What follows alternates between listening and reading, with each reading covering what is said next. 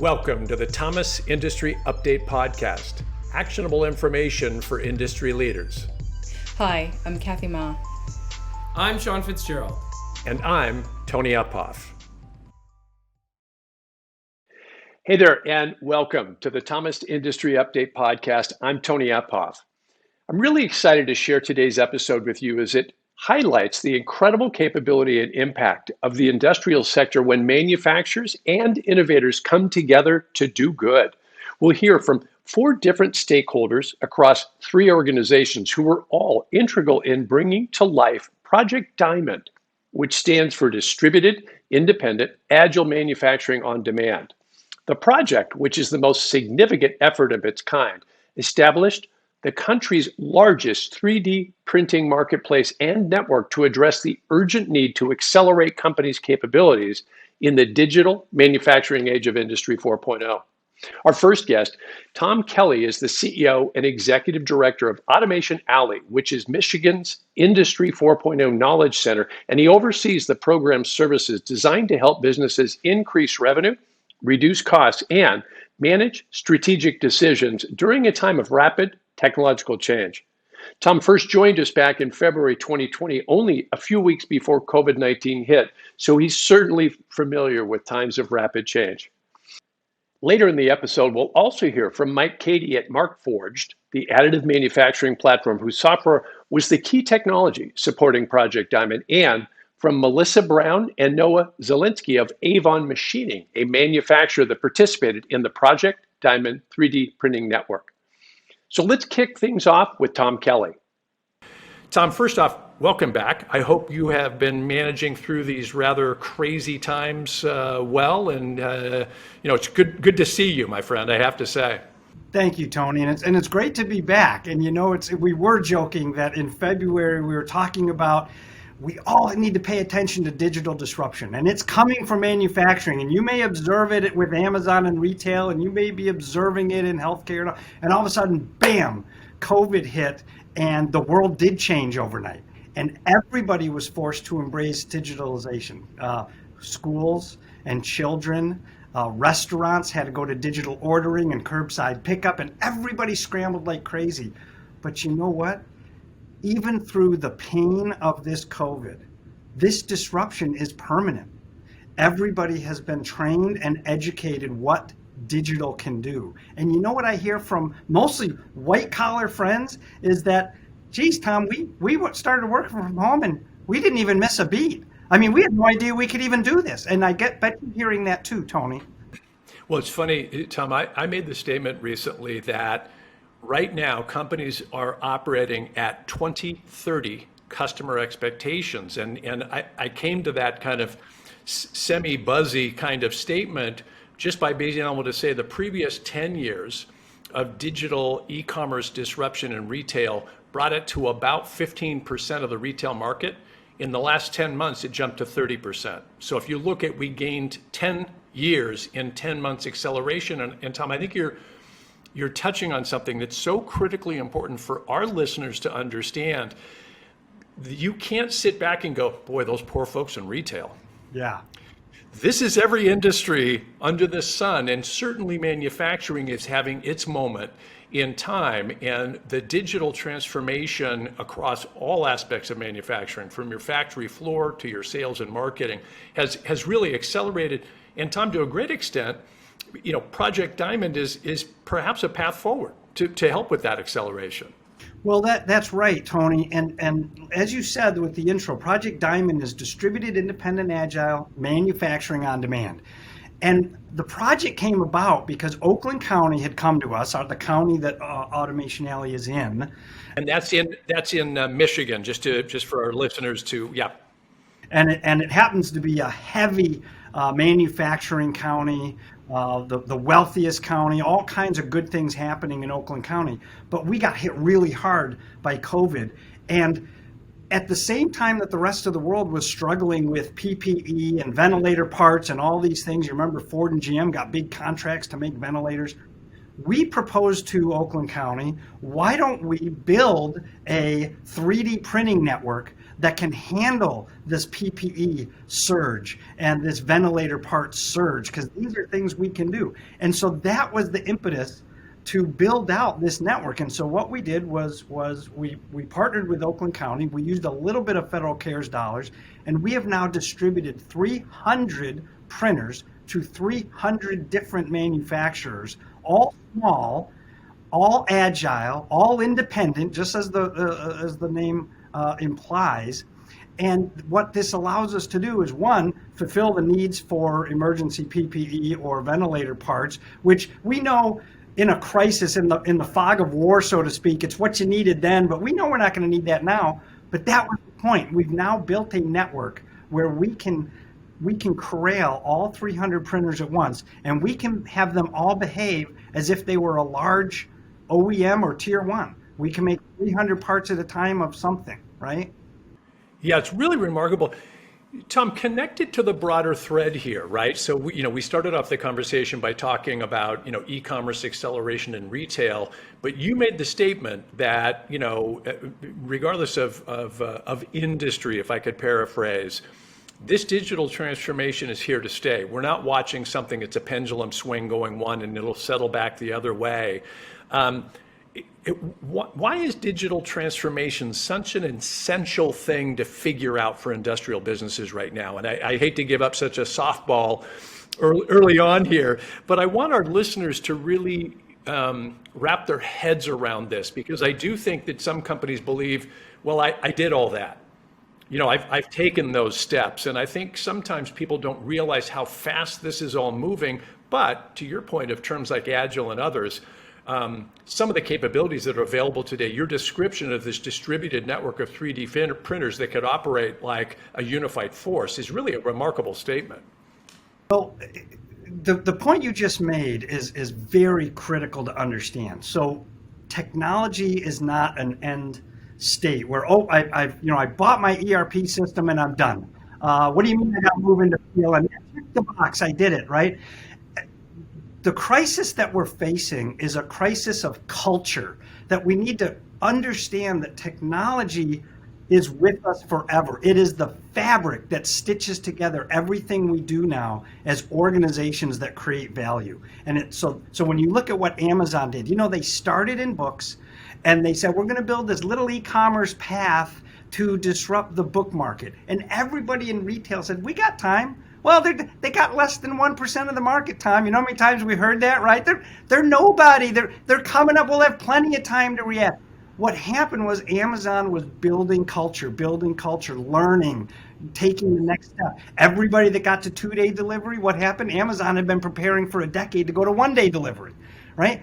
COVID hit and Amazon shined, not because of the fact that they had this big online retail presence. They shined because they had been building logistical mechanisms to handle this.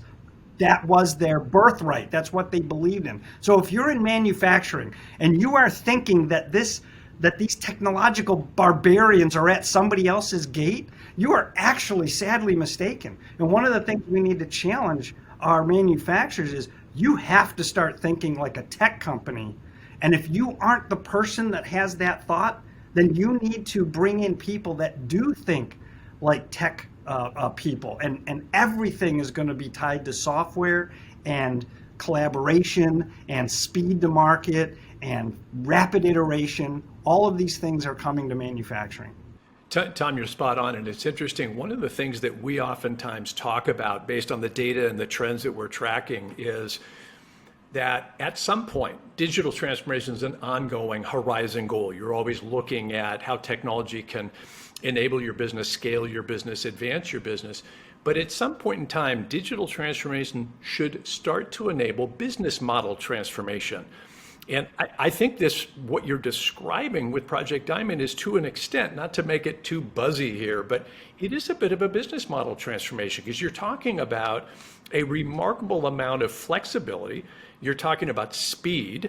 You're talking about agility that, frankly, for any one of these small to medium manufacturers, they didn't have that type of capability before. So while they might have been involved in some level of digital transformation, now what they're experiencing, I would argue, Tom, is a business model transformation. You are spot on, Tony. And we are Michigan's Industry 4.0 Knowledge Center, and we say there's three things you need to pay attention to navigate this disruption. You need to understand the technologies that exist in the world that affect manufacturing. Things like AI, 3D printing, sensors, advanced materials, all these things that are coming, AI or VR and AR, right?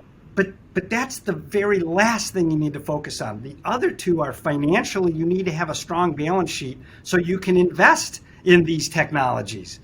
So you have to be able to have a business that can kick off the excess cash you need to survive this transition. But most importantly, the pinnacle, the base of this triangle, the strength that you get is, do you have a culture of learning? Are you able to move fast? Are you able to fail fast? Are you able to say, what did we learn from that? And place all kinds of bets and say, I don't know which one's going to pay off, but I like them all, knowing that 8 out of 10 are probably not going to be the results we want, but that's how we iterate, right? And that's what happens with technology, because you have the ability to iterate so quickly, and the risk is so minimized for any one little bet.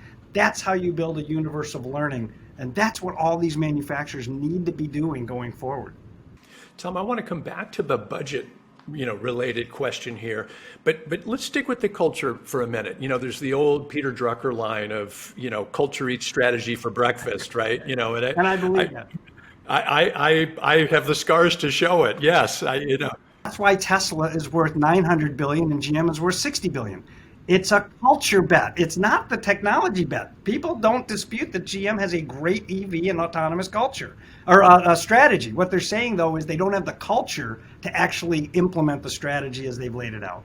Let's unpack that just for a second, Tom. So talk a little bit more, because I think for a lot of our listeners, particularly if they haven't started to more aggressively get involved in what you and I might consider Industry 4.0 or advanced manufacturing technologies or techniques, this sounds, pretty far out to them. They're a little intimidated by it. And the idea of, hey, fail faster, give this a try, take the risk. Boy, you're doing CNC machining or some other things where risk isn't necessarily something that's a part of your mindset every day.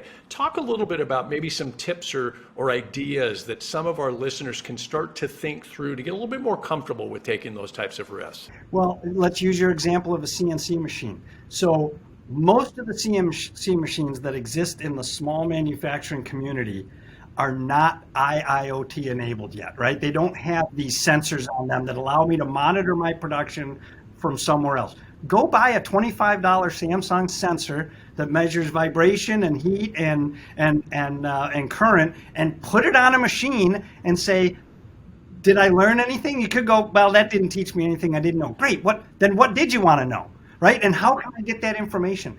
Another example would be, if you're machining something, hire a kid out of college or still in college as an intern to say, convert this machined part into a file that I can print on a 3D printer. And then let's print it and see what happens. Let's see what it looks like. It's going to be diamondized and things, and then what you begin to discover is there's a lot of inefficiency in how that part is made on a CNC machine because of the constraints of the machine itself. And all of a sudden, there's software that exists now, like Autodesk Fusion, where you could say, I converted it to a 3D drawing. I'm just going to give it to the computer, let the AI run, and it's going to give me this lightweighted product back and go, my God, I would have never thought of that. And the efficiency of that new design may offset the cost to go to 3D printing, right? So you all of a sudden could be in the 3D printing business. Look at GE's model of building the jet fuel nozzles with additive metal powder, because the geometry that they could contain now was so powerful and so efficient that they couldn't CNC machine them anymore, because it wasn't the efficient solution the market demanded. Tom, your description is perfect, and I think for a lot of our listeners, I would emphasize what Tom is saying here. The experimentation is in software. So the flexibility of allowing you to have that experimentation without having to burn through a lot of, raw materials or, problematic parts or materials for on behalf of a customer there is just remarkable. Hey, let's go back to budget real quick, Tom. Link budget, because I think, again, for a lot of companies, it's like, hey, Tom, all well and good for you to say, I'm running a small to medium business here. This stuff's expensive. How do I start to think about putting budgets together that would allow me to step into some of these areas?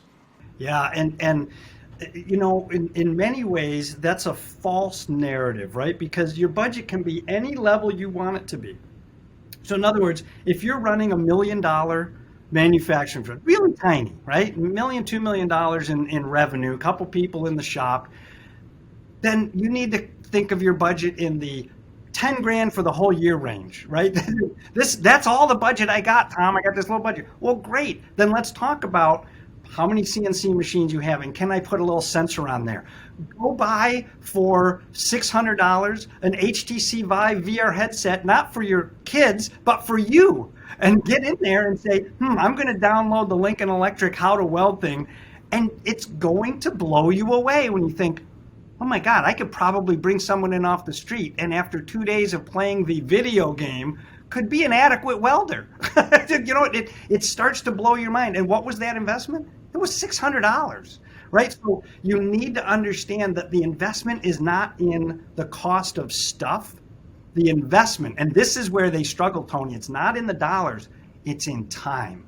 They need to carve out time, put your hair on fire out, because it's a badge of honor in manufacturing that, you know what, Tom, from 6 in the morning till 8 at night, I am in the shop with my guys and I'm putting out fires. And if not for me, the whole manufacturing office would collapse and we'd be out of business. I said, well, then you're out of business already.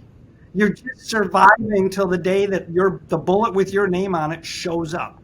So you need to get out of this hair on fire mentality and into the real role you're supposed to play as the business owner, which is looking over the hill and around the bend, because the hill and the bend come really fast now. You don't get a 10-year arc. In fact, GM and Ford or anybody else is never going to show up again and say, hey guys, we're all going in this direction. Here's your arc to get QS 9000 over the next 8 years.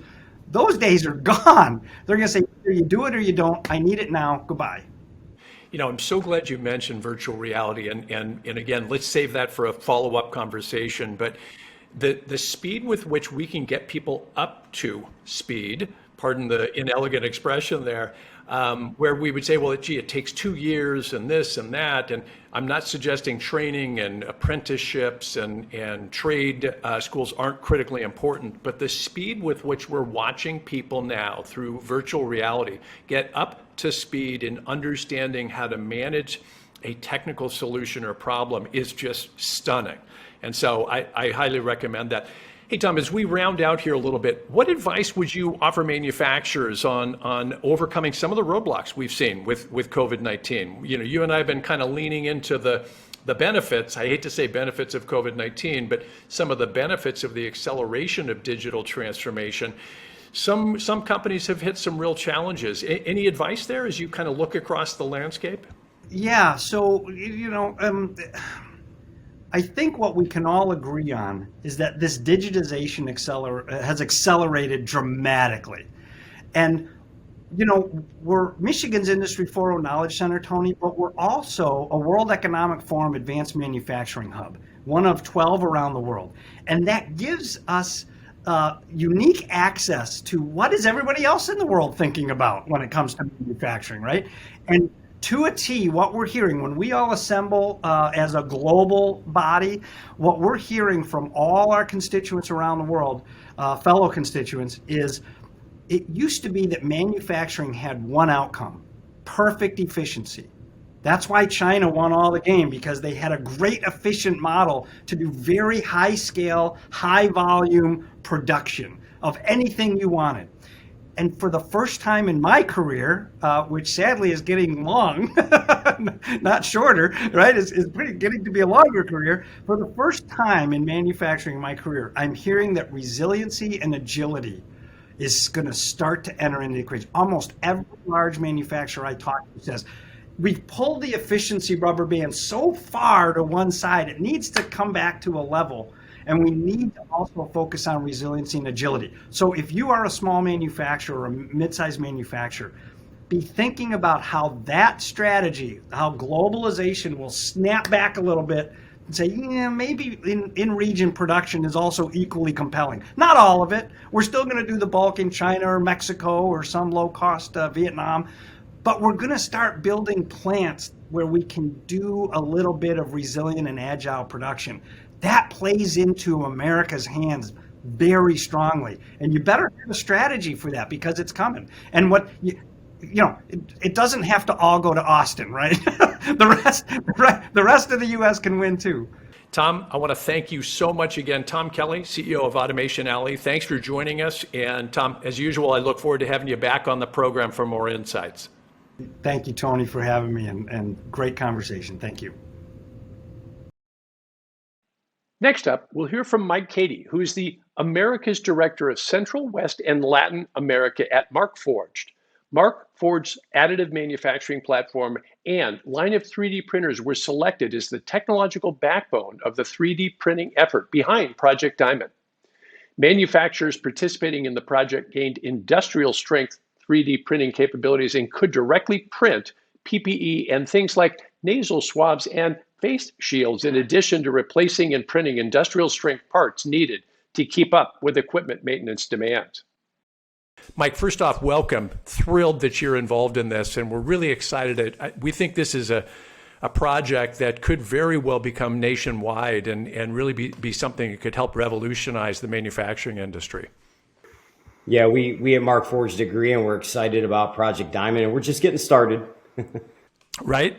Well, talk a little bit about that, Mike. How did you get involved? And if you can, just kind of talk about the kind of early, conception of the project and your impressions of it. And then I've got a few more questions about how it's going and where do you think it's ultimately going to go?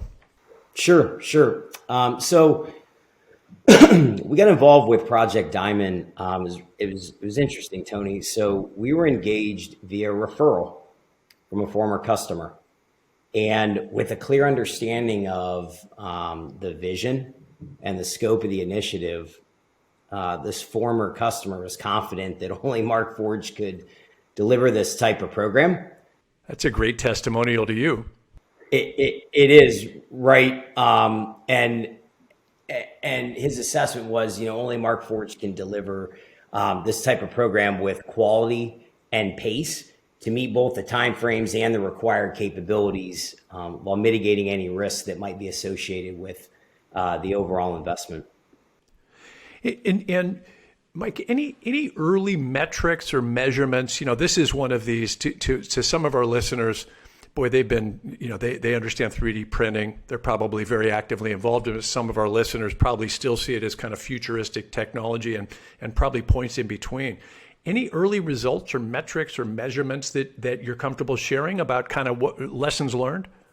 Yeah, we can talk. So just to bring some context forward here, right? So we began shipment and delivery in late November. So last week in November, we delivered 103 to 103 locations.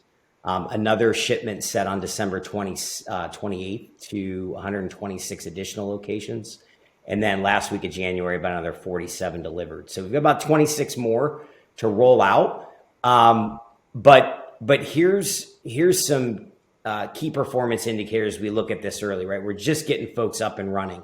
The contact rates are fantastic. So 211 of the 274 customers we've been in direct contact with thus far. Again, a couple just rolling out here in late January. 167 of them, we've already had purposeful customer success meetings, introductions, advanced application discussions. The enthusiasm and excitement is overwhelming for my customer success team. We've identified about 28 what we would call high growth customers that we believe are making this part of their daily process and transforming the way they do business to help strengthen manufacturing in the United States. We're also hearing that some of the custom programs that we put together to drive adoption, utilization and value realization of the investment are working out very, very well. So we're getting a lot of positive feedback around our additive curriculum via Markforged University. And what's really interesting, Tony, is customers that have never been exposed to 3D printing before are now producing parts to replace processes in their existing workflows. These customers, these customers they're monetizing these processes inside of their business and even selling parts to their customers to address critical application work streams that were historically either done subtractively or outsourced to third party. Love hearing that, Mike, because you kind of opened the door to the next question I was going to ask is, are you finding that for this to work early on, it's got to be some company that's had some level of familiarity with 3D or, that's had additive manufacturing understanding or awareness? And it sounds like that's not necessarily the case. That's not necessarily the case. And we talk to a lot of customers. We've got 12,000 customers worldwide across about 73 countries. And what we've learned is it's more than just the technology, Tony. When you get into this business, you've got to down select partners that are focused on the people and the process around the technology to help you get off the ground and running and drive success early on so you can drive a strong initial return on investment in this type of disruptive technology. Yeah, I think that's such a key point, Mike, and I would emphasize that for our listeners. I think it is easy to get overly fixated on what is still an advanced or new technology to a lot of people and think that it has some sort of properties to it that are magical and all those types of things. And there is certainly that side of additive manufacturing, but I think what you're really talking about is a change in business process. And to a certain extent, you're hinting at this, Mike. I'm a huge fan that digital transformation eventually gives way to business model transformation. So you're actually helping these companies to create new ways of looking at their business. And that maybe business model transformation is a step too far in the terminology, but you know what I mean. This is going to create new capabilities, new ways of looking at processes that maybe they haven't looked at for years. That's spot on. We, the advice I'd give to folks that are looking at getting into this space is step away from the technology in the back of the brochure.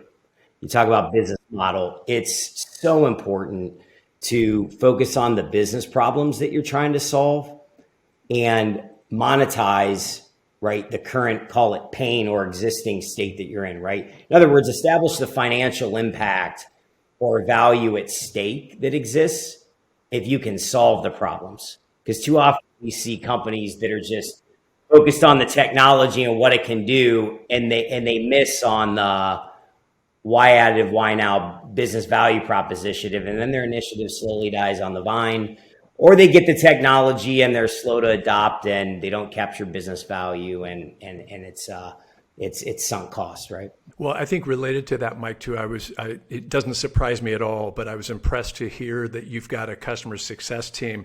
We talk to companies a lot where we say, you got to shift into a customer experience mindset. You got to put yourself literally in the shoes of the customer, because you could have customer support, you could have customer service, but customer experience is something very different than that. And taking that attitude of, I really want to understand my customer's experience and I want to a certain extent, live it with them, is going to enable you to be successful at this. So I'm impressed. Again, not surprised, but I'm impressed you guys have added that to your approach with customers. Talk a little bit, Mike, about what have you seen actually on the factory floor? You kind of hinted at this in some of the kind of KPIs. What are you starting to see on the factory floor? Kind of a two-step question here, and are there some kind of examples you might give? And then I want to steer the conversation into what advice you would give to companies who've not yet added additive manufacturing or 3D printing to their processes. Sure. So first off, Markforged has a history of transforming manufacturing with 3D metal and continuous carbon fiber printing platforms that are capable of producing parts strong enough for the factory floor.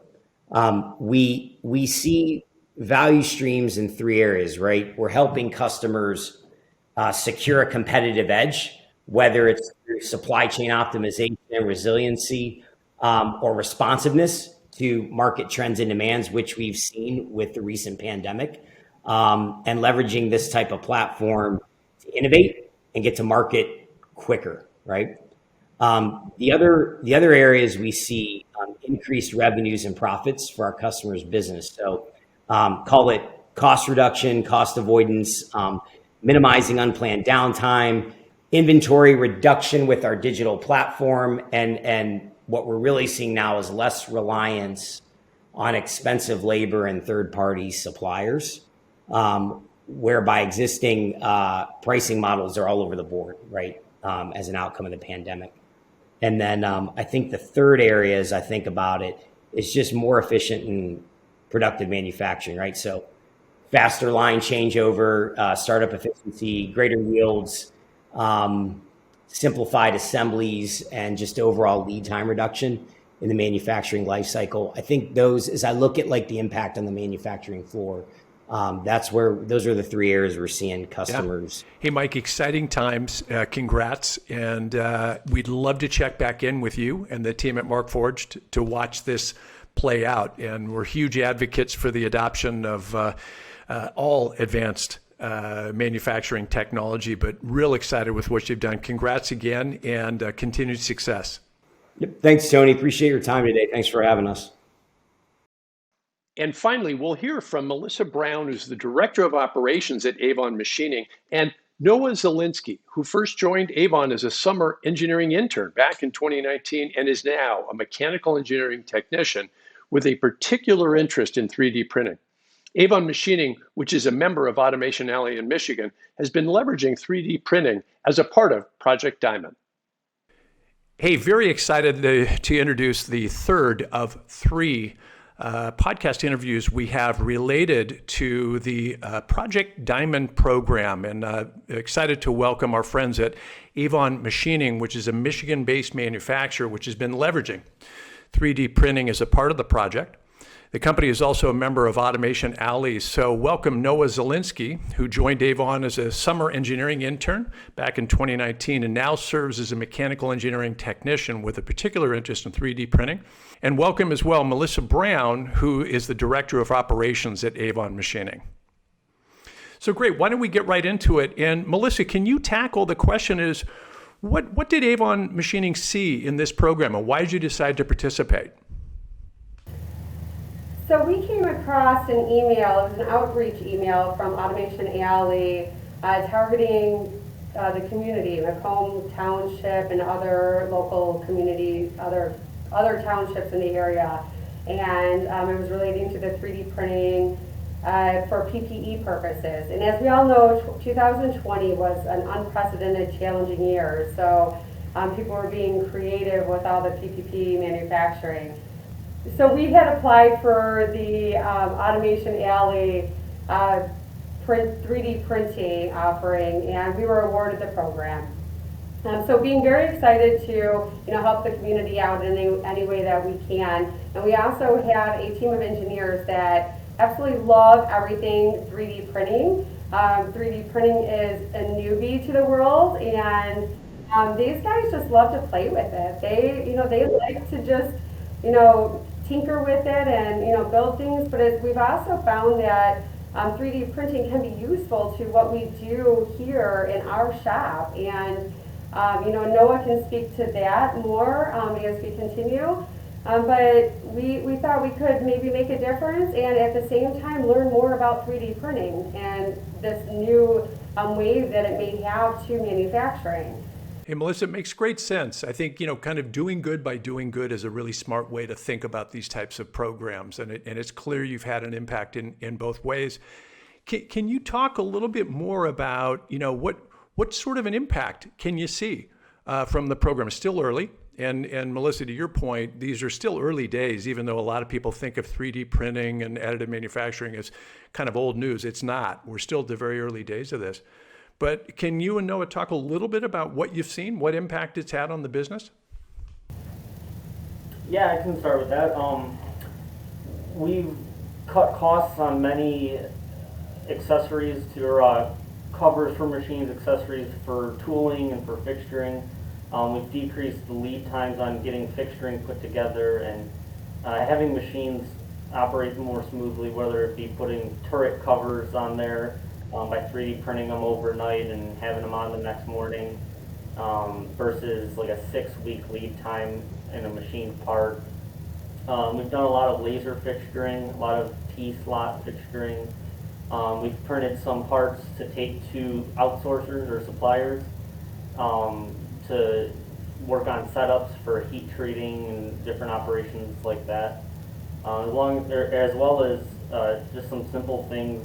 We've printed a camera cover for the webcams, and we've printed some ear savers for our logistics manager's wife, who's an ICU nurse. Talk about timely, right? It's interesting.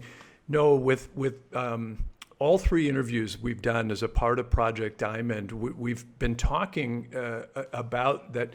The common journey here is all of our companies are on some level of a digital transformation, and additive manufacturing is an example of digital transformation. But what you're starting to touch on here is that digital transformation is enabling business model transformation, right? Whether that be in saving costs or producing different types of products. It looks like you've got, if I'm seeing clearly in your conference room there, you've got a few of your digitally printed parts there, right? Yes. So we have a part right here. This is coming from a new job that we've recently been awarded that we've been taking to our outsourcers and suppliers to work on setting up processes.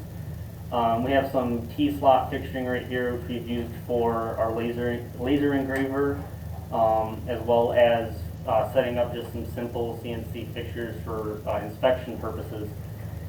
As well as this is the camera cover here that I designed for our conference room camera, and we just put our initials up on there. Very cool. Hey, Melissa, back to you.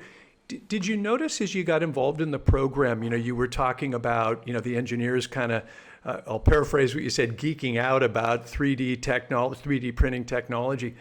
Were there any cultural barriers? Did you find any struggles with adoption or anything people were concerned about? No, not at all. And actually, I wasn't really clear on what we were getting into with the Automation Alley. When it was initially rolled out, it was due to PPE and, the need for possible production of in the event, we couldn't keep up pace with what we had.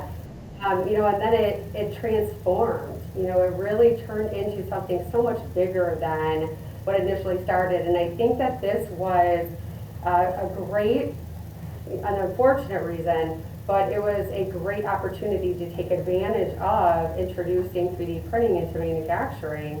The grant monies awarded these printers to the companies, and it gave us a different perspective on how we could use that 3D printer. And for our team here, we're always looking for continuous improvement. Asking what can we do better? How can we do better? It's not all about cost savings, but those are always welcome. And it's just about making sense. And with this, if we can do something on a 3D printer and, the material is, much harder and denser than what you would ever think it would be. If we can use that practically, why not, right? So I think that that's what this really became. It was, it started out with something small, with the PPE, but it's really, again, this is a newbie that's coming out, and I think it's going to transform, the way we do things later. Good stuff. And again, our thanks to our friends at Avon Machining for being a part of this and helping us tell the story about Project Diamond. Thank you. Thank you.